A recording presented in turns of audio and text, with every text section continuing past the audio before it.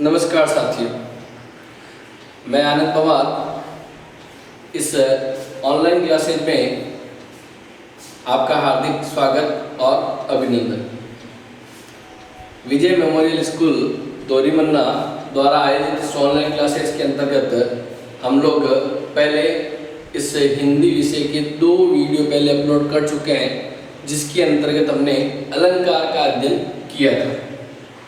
अलंकार के अंतर्गत सबसे पहले हमने अलंकार की परिभाषा और अलंकार के प्रकारों के बारे में जाना था। उसके बाद हमने अलंकार के प्रकार में से जो शब्दालंकार थे उस शब्दालंकार को हमने लिया था और शब्दालंकार को लेकर के शब्दालंकार जो थे अनुप्रास अलंकार, यमक अलंकार, श्लेष अलंकार और पुनरुक्ति प्रकाश अलंकार, इन 4 अलंकारों का अध्ययन हमने किया था। इनकी परिभाषा और इनके उदाहरण हमने देखे थे। आप लोगों ने भी इसको अच्छे से देखा होगा और अच्छे से आप लोगों को समझ में आ गया होगा।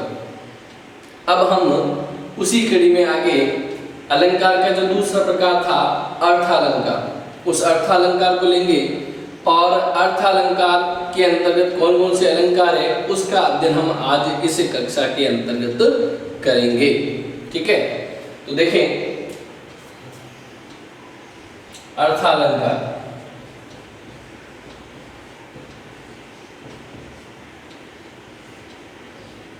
अलंकार की परिभाषा हमने ये देखी थी कि काव्य की शोभा बढ़ाने वाले तत्वों को अलंकार कहा जाता है। काव्य की शोभा बढ़ाने वाले तत्वों को अलंकार कहा जाता है। उसके बाद हमने शब्दालंकार, अर्थालंकार और उभयालंकार की परिभाषा लिखी थी। तो आज हम पढ़ रहे हैं अर्थालंकार। तो अर्थालंकार किसे कहेंगे? अर्थालंकार कि काव्य में जब अर्थ के माध्यम से, किसके माध्यम से? अर्थ के माध्यम से, काव्य में जब अर्थ के माध्यम से चमत्कार उत्पन्न होता है तो उसे अर्थालंकार कहा जाता है। या फिर हमने 3 शब्द लिए थे, शोभा, सुंदरता और चमत्कार। तो तीनों शब्दों में से किसी एक शब्द का प्रयोग करके हम उसकी परिभाषा लिख सकते हैं। तो काव्य में शब्द के माध्यम या अर्थ के माध्यम से, काव्य में अर्थ के माध्यम से जब शोभा बढ़ती है तो उसे अर्थालंकार कहते हैं। काव्य में शब्द के माध्यम से सुंदरता बढ़ती है तो उसे अर्थालंकार कहते हैं। और काव्य में शब्द के माध्यम से यदि ये चमत्कार उत्पन्न होता है तो उसे अर्थालंकार कहते हैं। अर्थालंकार आज की इस कक्षा के अंतर्गत हम 3 अर्थालंकारों का अध्ययन करेंगे। अर्थालंकार 6 है जिसका अध्ययन हमें करना था, जो हमने इससे पहली कक्षा के अंतर्गत हमने लिखा था। उपमा अलंकार, रूपक अलंकार, उत्प्रेक्षा अलंकार, मानविकरण अलंकार, उदाहरण अलंकार और विरोधाभास अलंकार। तो आज की इस कक्षा के अंतर्गत हम 3 अलंकारों का अध्ययन करेंगे, जिसमें उपमा अलंकार, रूपक अलंकार और उत्प्रेक्षा अलंकार।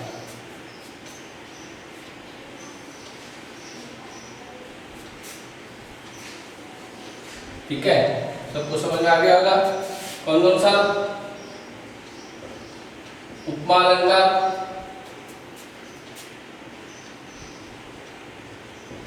रूपक अलंकार और उत्प्रेक्षा अलंकार।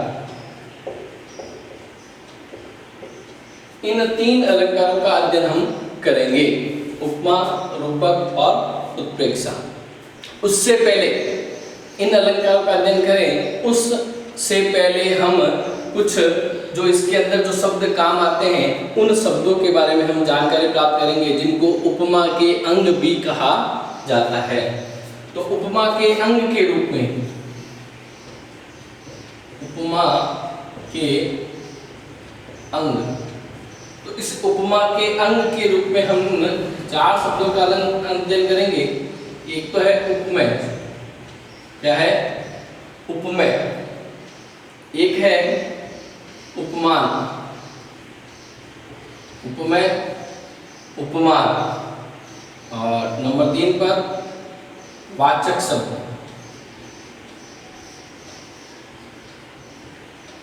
वाचक शब्द या इसको समतावाचक भी कहा जाता है, समतावाचक। ठीक है, और नंबर 4 के ऊपर हम करेंगे समान गुणधर्म। ठीक है, ये उपमा के 4 अंग है। इन चारों अंगों का प्रयोग इन अलंकारों के अंतर्गत किया जाता है। उपमेय, उपमान, वाचक शब्द या समतावाचक, पाठ नंबर 4 पर समान गुण धर्म, इन चारों का अध्ययन हम करेंगे। तो सबसे पहले हम ये बात करते हैं उपमेय के। उपमेय है जो किसे कहा गया है। उपमेय यानी कि जब भी हम, यानी जिसकी, जब भी कोई किसी दो के बीच में तुलना की जा रही है, और तुलना जब की जाती है तो उसमें एक बड़ी वस्तु होती है और एक छोटी वस्तु होती है। यानी जिसकी तुलना की जा रही है, जिसकी तुलना की जाती है,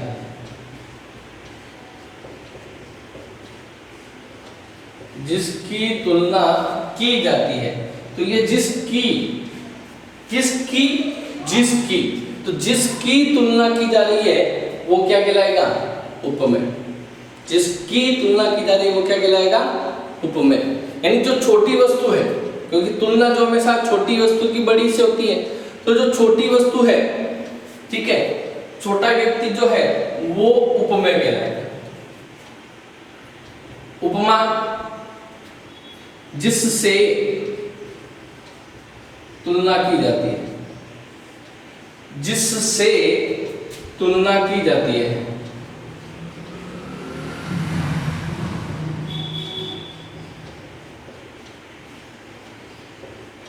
ठीक है, किससे?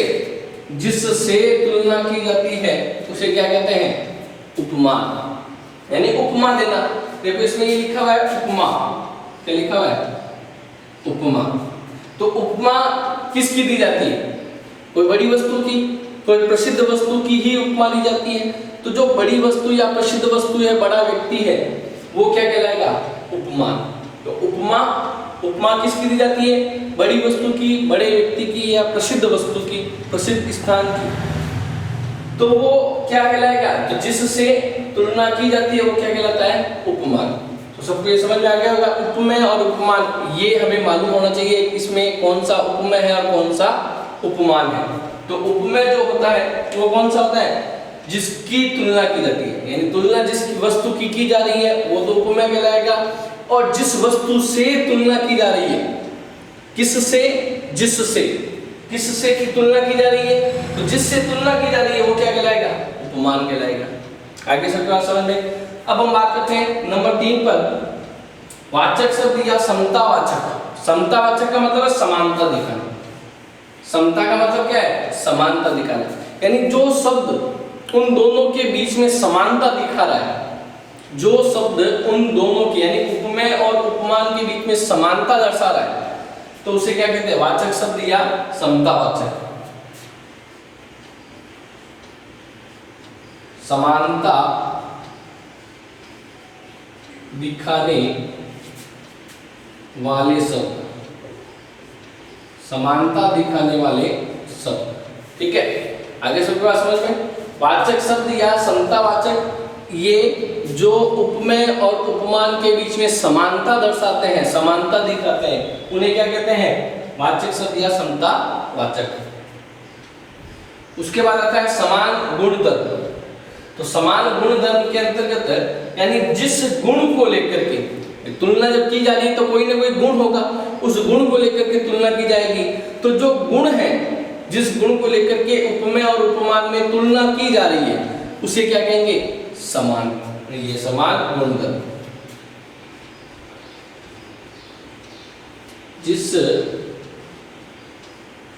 गुण को लेकर तुलना की जाती है,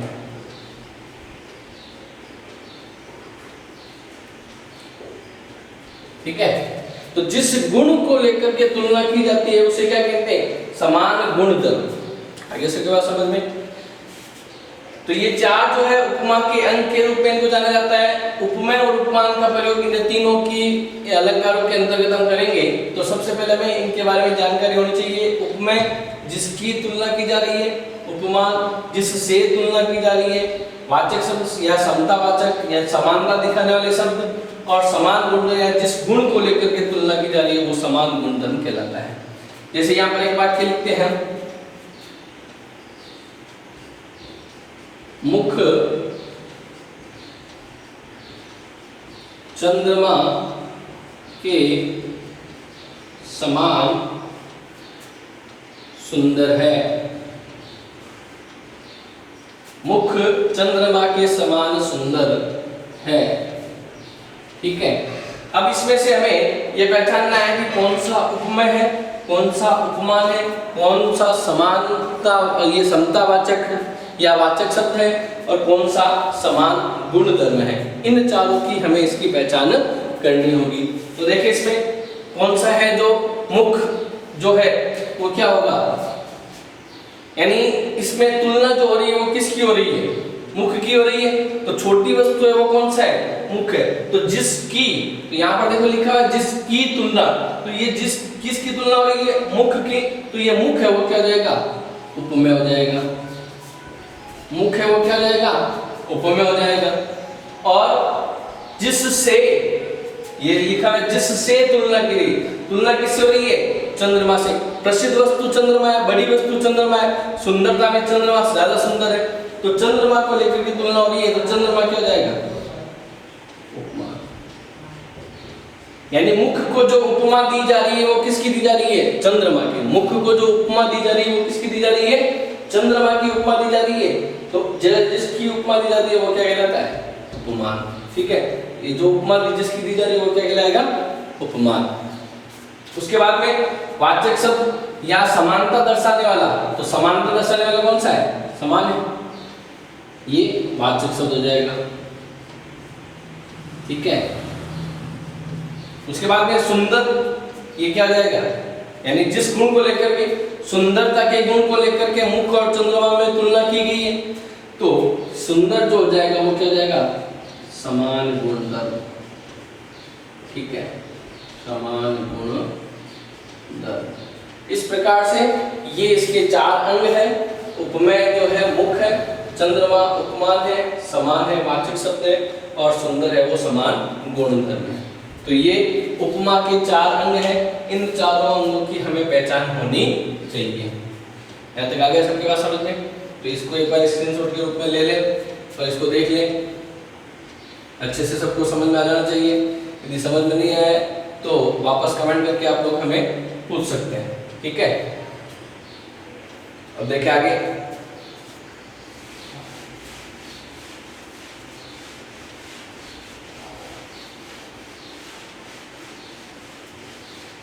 अब हम बात करते हैं इन तीन अलंकारों की, जिससे के अंतर्गत उपमा, रूपक और उत्प्रेक्षा, ये तीन अलंकार हैं। इन तीनों अलंकारों का हम अध्ययन करेंगे। तो सबसे पहले उपमा अलंकार, रूपक और उत्प्रेक्षा, इन तीनों के अंतर्गत कौन सी वस्तु, देखो हमें इसमें परिभाषा को कहीं रटना नहीं है, केवल अच्छे से समझना है। जिस प्रकार से मैं लिख रहा हूँ उसको अच्छे से देखते जाए। तो सबसे पहले उपमा अलंकार, इसमें हम लेंगे, यहाँ पर हमने लिख दिया उपमेय। ठीक है, यहाँ हमने क्या लिख दिया, उपमेय। उसके बाद में उपमान। ठीक है, इसमें हमने लिख दिया उपमेय और इसमें हमने लिख दिया उपमान। इसमें भी लिख दो उपमेय और उपमान। ठीक है, उपमेय, उपमान, उपमेय, उपमान, उपमेय, उपमान, तीनों के अंतर्गत इनका प्रयोग किया जाएगा।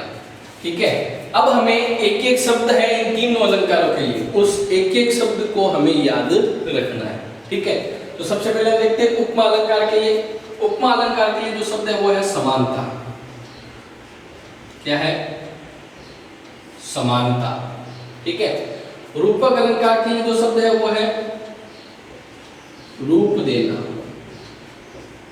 ठीक है, रूप देना। और उत्प्रेक्षा अलंकार के लिए जो शब्द है वो है संभावना। ठीक है, संभावना। देख ले इसमें, उपमा अलंकार के लिए जो शब्द है वो क्या है? समानता। रूपक अलंकार के लिए जो शब्द है वो क्या है? रूप देना। और उत्प्रेक्षा अलंकार के लिए जो शब्द है वो क्या है? संभावना। भाई ये शब्द तो याद आ जाएंगे सबको, उपमेय और उपमान सबके अंदर है, तो एक एक शब्द हमें याद रखना है। उपमा अलंकार के लिए जो शब्द काम में आता है वो कौन सा है? समानता। रूपक अलंकार के लिए जो शब्द काम में आता है वो कौन सा है? रूप देना। और उत्प्रेक्षा अलंकार के लिए जो शब्द काम में आता है वो कौन सा है? संभावना। आगे सबके बात समझ में। अब देखो इसकी परिभाषा हम बनाते हैं। तो परिभाषा इस प्रकार से कैसे बनेगी, वो अपने को परिभाषा स्वयं बनानी, रटने की इसमें कहीं आवश्यकता नहीं है, केवल उनके लिए जो एक एक शब्द है उस एक एक शब्द को याद रखना है, उसके बाद हमें इसकी परिभाषा बनानी है। तो देखें अलंकारों का प्रयोग किसके अंतर्गत होता है? अभी हमने पहले भी देखा था कि अलंकारों का प्रयोग है वो किसके अंतर्गत हो रहा है? काव्य के अंतर्गत। किसमें हो रहा है? काव्य के अंतर्गत। तो यहां सबसे पहले लिखेंगे काव्य में, क्या लिखेंगे? काव्य में। उपमेय में, उपमेय में उपमान की, काव्य में उपमेय में उपमान की समानता बताई जाती है। समानता बताई जाती है। ठीक है, सब क्या गया होगा समझ में? इसकी परिभाषा क्या बनी है? उपमा अलंकार की। कहीं अब देख लो, रटने की आवश्यकता नहीं है, ये परिभाषा स्वतः ही बन गई इसमें। काव्य में उपमेय में उपमान की समानता बताई जाती है, तो उसे क्या कहते हैं? उपमा अलंकार। उसी प्रकार हम रूपक अलंकार की परिभाषा बनाएंगे। काव्य में, तो यहां पर भी ये पहले लिखेंगे, काव्य में उपमेय को,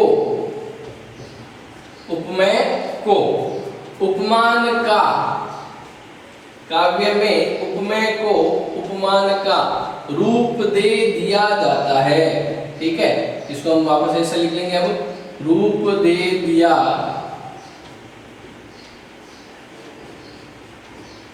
जाता है।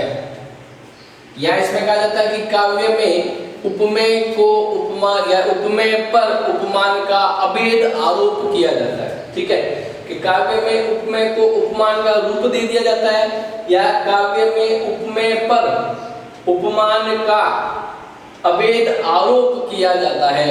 अभेद आरोप करना या उसका रूप देना वो क्या कहलाता है? रूपक अलंकार। आगे सबके बाद समझ में। उसके बाद हम लेते हैं उत्प्रेक्षा अलंकार की परिभाषा। इसमें भी ये लिखेंगे, काव्य में, काव्य में उपमेय में उपमान की संभावना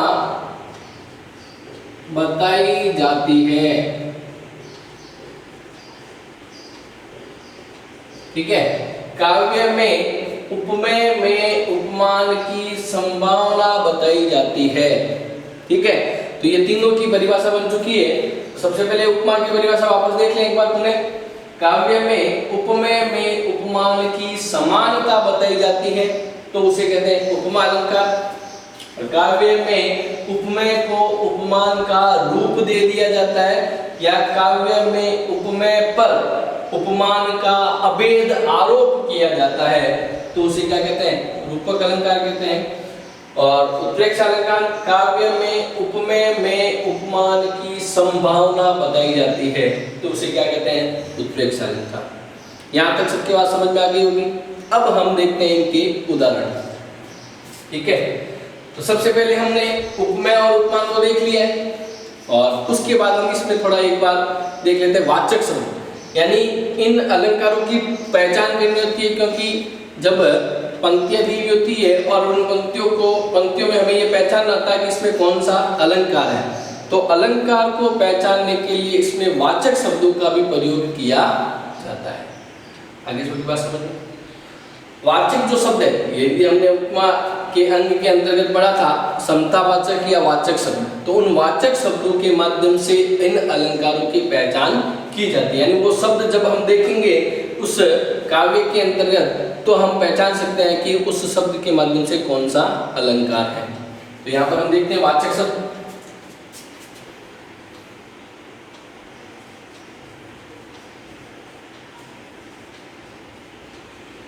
वाचक शब्द, सबसे पहले हम बात करते हैं उपमा अलंकार के वाचक शब्दों की। तो उपमा अलंकार के अंदर जो है वो समानता दिखाई जाती है। किसकी क्या बात बताई जाती है? समानता की। तो समानता को दर्शाने वाला जो शब्द होते हैं वो उपमा अलंकार के वाचक शब्द कहलाते हैं। जैसे सा, सम, सरिस, सदृश्य, ये सब क्या है? समानता दिखाने के वाचक शब्द है। तो सा, सम, सरिस और सदृश, ठीक है। सा, सम, सरिस और सदृश्य, ये जो है वो समानता दिखाने वाले शब्द हैं। और समानता दिखाने वाले जो वाचक शब्द होते हैं वो किसके वाचक शब्द कहलाएंगे? उपमा अलंकार के।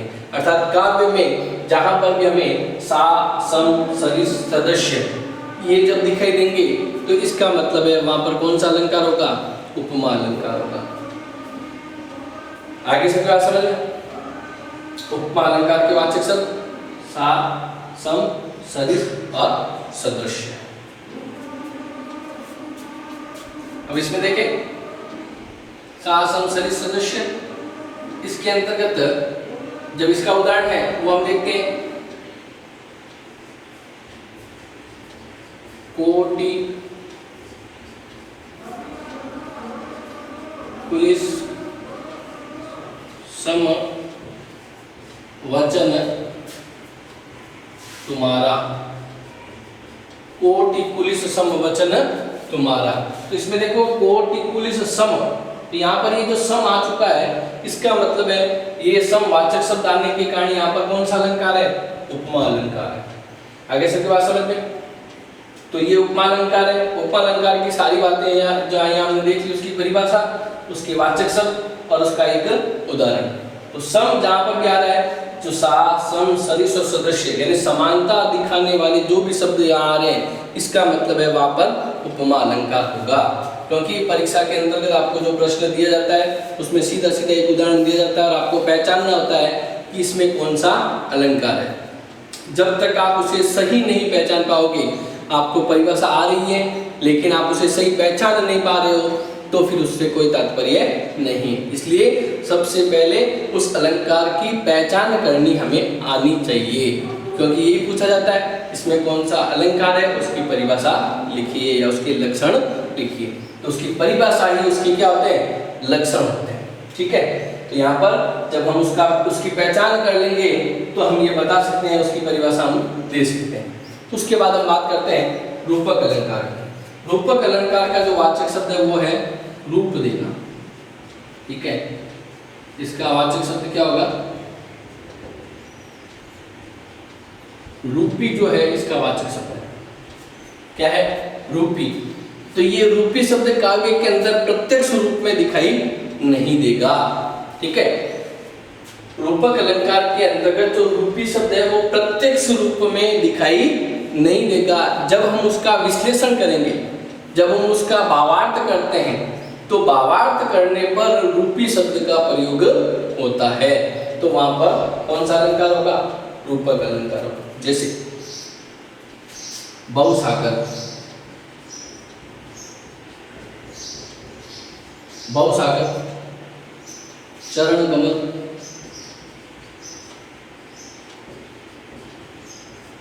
ठीक है। तो बहुसागर, तो बहु रूपी सागर। अब हम इसका विश्लेषण जब करते हैं तो क्या हो जाएगा? बहु रूपी सागर। और हमेशा वो ये आवश्यक नहीं है, कई बार ज्यादातर जब हम देखते हैं इन दो शब्दों के बीच में जब ये योजक का चिन्ह आ रहा है, जब दो शब्दों के बीच में योजक चिन्ह जब आ रहा है और वहां पर हम जब उसका विश्लेषण करेंगे, उसका भावार्थ करते हैं, उसका अर्थ निकालते हैं, तो उस समय वहां पर रूपी शब्द का प्रयोग हो रहा है। तो इसका मतलब है वहां पर कौन सा अलंकार है? रूपक अलंकार है। आई होगी सबके बात समझ में? ठीक है, तो ये रूपक अलंकार के अंतर्गत जो रूपी जो शब्द होता है वो प्रत्यक्ष रूप में दिखाई नहीं देता है, लेकिन जब हम उसका विश्लेषण करते हैं, उसका भावार्थ करते हैं, तो हमें वहां पर रूपी शब्द दिखाई देता है। और इसकी एक पहचान ये भी है कि जब शब्दों के दो शब्दों के बीच में जब योजक चिन्ह आ रहा है, तो उस योजक चिन्ह के स्थान पर जब हम उसका अर्थ निकालते हैं, उसका विश्लेषण करते हैं, तो वहां पर रूपी शब्द आता है। तो बहुसागर, बहुरूपी सागर, चरण कमल, चरण रूपी कमल, तो इस प्रकार से या कमल रूपी चरण। तो ये क्या हो जाएगा? मुख चंद्र, मुख रूपी चंद्रमा, या चंद्र रूपी मुख, चंद्र रूपी मुख। ठीक है, तो ये इसका अलंकार, रूपक अलंकार। उसके बाद आता है उत्प्रेक्षा अलंकार। उत्प्रेक्षा अलंकार का जो वाचक शब्द है,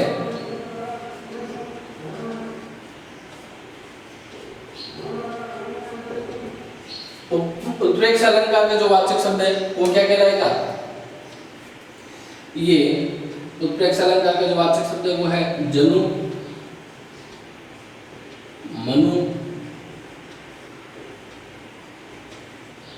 जानो, मानो,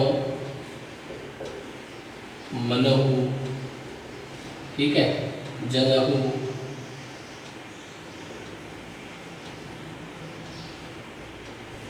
तो इस प्रकार से जनु, मनु, जानो, मानो, मनहु, जनहु, ये सब किसको दर्शा दें? संभावना। ये सब किसको दर्शाएंगे? संभावना। तो संभावना को दर्शाने वाले जो ये शब्द होंगे, वाचक शब्द, वो उसमें कौन सा अलंकार होगा? उत्प्रेक्षा अलंकार। तो ये प्रत्यक्ष रूप में दिखाई देते हैं कि जहां पर भी ये जनु, मनु, जानो, मानो, मनहु, जनहु, ये वाचक शब्द जब भी दिखाई दे रहे हैं, इसका मतलब है कि वहां पर कौन सा अलंकार है? उत्प्रेक्षा अलंकार। मनो नीलमणि शैल पर आत्म प्रयोग प्रभा। तो यहां पर आ गया जी, मनहु नीलमणि शैल पर आतप प्रयोग प्रभात। श्याम सलोने गात पर, तो इसका उसको लेकर के उदाहरण लिखा गया है श्री कृष्ण के बारे में कि श्री कृष्ण जब पीले वस्त्र पहने हुए जब सो रहे हैं, तो उनके शरीर पर जो पीला वस्त्र है वो उस समय ऐसा दिखाई दे रहा है जैसे मानो नीलमणि पर्वत पर सुबह का प्रभात या सुबह का प्रकाश पड़ रहा है। इसके अंतर्गत हम ये देखेंगे कि मनो नीलमणि शैल पर आत्म प्रयोग प्रभात, यानी मानो नीलमणि, यानी यहाँ पर श्री कृष्ण को लेकर के लिखा गया है। तो श्री कृष्ण जब पीले वस्त्र पहने हुए जब सो रहे, सोवत ओढ़े पीत पट श्याम सलोने गात मनो नीलमणि शैल पर आत्म प्रयोग प्रभात। ठीक है, तो श्री कृष्ण जब पीले वस्त्र पहने हुए जब सो रहे हैं, तो उनके शरीर पर पीला वस्त्र इस प्रकार से लग रहा है जैसे मानो, तो यहाँ पर ये मनहु शब्द आया है, मनो भी लिखा जाता है, जैसे मानो नीलमणि पर्वत पर सुबह का प्रभात पड़ रहा है, सुबह का प्रकाश पड़ रहा है। तो इसलिए यहाँ पर ये मनहु जो शब्द आया वो किसको व्यक्त कर रहा है? उत्प्रेक्षा अलंकार को व्यक्त कर रहा है। आगे सबके पास में ये देख ले सभी, यहाँ पर उपमा अलंकार, एक बार इसको वापस देख लेते हैं। उपमा अलंकार, रूपक अलंकार और उत्प्रेक्षा अलंकार। ठीक है, उपमा अलंकार के अंतर्गत काव्य में उपमेय में उपमान की समानता बताई जाती है। उपमा अलंकार के अंतर्गत किसका वर्णन किया जाता है? समानता का वर्णन किया जाता है, और इसके वाचक जो शब्द है वो सा, सम, सरिस और सदस्य है। ठीक है, और इसका उदाहरण हमने देखा, तो जहाँ पर सम आ रहा है यानी समानता को दर्शाने वाले जो शब्द आ रहे हैं वहाँ पर कौन सा अलंकार होगा? उपमा अलंकार होगा। उसके बाद हमने देखा था रूपक अलंकार। रूपक अलंकार के अंतर्गत काव्य में उपमेय को उपमान का रूप दे दिया जाता है। इसका वाचक शब्द रूपी जो होता है वो प्रत्यक्ष रूप में काव्य के अंतर्गत नहीं होता है, लेकिन जब इसका भावार्थ करते हैं तो वहाँ पर रूपी शब्द का प्रयोग होता है। बहुसागर, बहुरूपी सागर। और उत्प्रेक्ष अलंकार के अंतर्गत काव्य में उपमेय में उपमान की संभावना बताई जाती है। तो इन शब्दों का सबको याद रखना है। तो संभावना, रूप देना और समानता, इन्हें याद रखना है और इनको हम याद रख करके इसकी परिभाषा स्वतः बना सकते हैं। तो इसके अंतर्गत जो वाचक शब्द है वो जनु, मनु, जानो, मानो, मनहु, जनहु, ठीक है। मनहु नीलमणि शैल पर आतप पर्यो प्रभा, यानी सोहत ओढ़े पीत पट श्याम सलोने गान। इसका पूरा ऐसा है, पूरा मैंने यहाँ लिखा नहीं है, जगह का मैं इसलिए। तो मुख्य जो पंक्ति है वो इसमें आ चुकी है कि सोहत ओढ़े पीत पट श्याम सलोने गात, मनहु नीलमणि शैल पर आतप पर्यो प्रभा, ठीक है। तो यहाँ पर आप सबने ये देखा है कि हमने आज की इस कक्षा के अंतर्गत अलंकार के 3 भेद पढ़े हैं। जो अर्थालंकार है, अर्थालंकार में उपमा, रूपक और उत्प्रेक्षा, इन तीनों का अध्ययन हमने आज किया है। आशा करता हूँ आप लोगों को सबको ये वीडियो अच्छा लगा और जो भी पढ़ाया गया वो सबको आप लोगों को समझ में आ गया होगा। इसलिए आप अपने साथियों को इसके बारे में सूचित करें, उनको शेयर करें, ताकि सभी है जो लोग इसका फायदा उठा सकें और सभी अपना सुचारू रूप से जारी कर सकें। धन्यवाद।